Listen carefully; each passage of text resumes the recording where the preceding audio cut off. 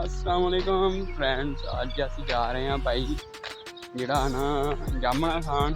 ठीक है भाई, तुसीं देख सकते हैं भाई सारा ही असी भाई अज जामना खान जा रहे हैं। आ भाई साढ़े कोल झोला। की हाल चाल है भाई जान? सारे ठीक ठाक हो? उम्मीद करते हैं सारे वधिया होवोगे ते वैल एंड गुड होवोगे।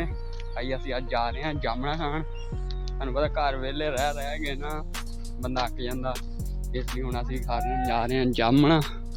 ठीक है भाई, अपना मुरब्बा आ जिनके जान दी आ, सारा अपना ही बाग है। ये पूरा इंजॉय करन जा रहे हैं। घर वेले ही बैठे सीगे साडे भाई। बारिशां होईयां सीगियां, बहुत जबरदस्त बारिशां होईयां इत्थे। ते सानूं दस्सिया सी जेहड़ी मैं बारिश मिस कर दित्ती भाई। अंब दे बूटे भाई इत्थों इन्नी नाजुक जगह भाई, इदां ही खाले बन्ने टप गई भाई। खाले बन्ने ही टप्पने पैंदे आ, इत्थे होर कोई शै नहीं। आ भाई आ देख सकदे तुसीं, आ इन्ने अजे किन्नू लग रहे आ।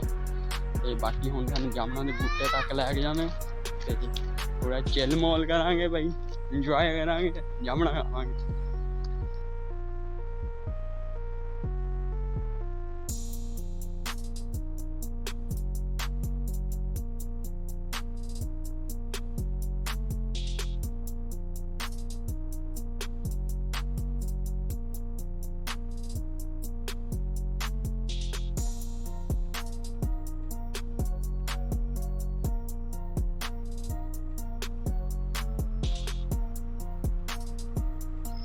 हाँ आ भाई स्टेपलर लाई जांदे, निब्बा लाई पत्ते नूं वेल्ड करांदे आ।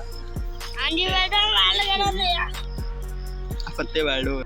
यह हमारे उस्मान भाई और ये हम आम तोड़ने की कोशिश करते हुए, पर आम नहीं टूटा, हमारा उल्टा डंडा लटक गया। भाई असीं आम तोड़न लई बहुत कोशिश की, साडा आम तोड़न लई और डंडा फस गया।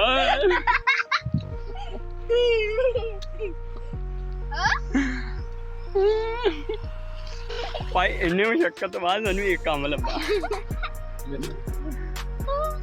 सानूं दोनां नूं इक्को ही अम्ब लब्भा।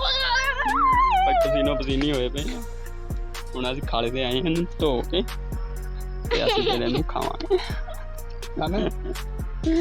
सलमान भाई फुल मिठा, फुल मजेदार, मेहनत दा फल। हाँ एमा ने भाई मिर्चा तोड़िया।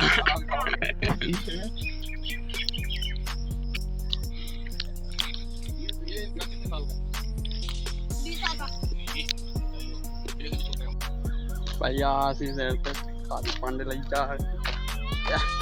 हाँ ओए ओए इधर आ ओए, आउंदा पे ओए।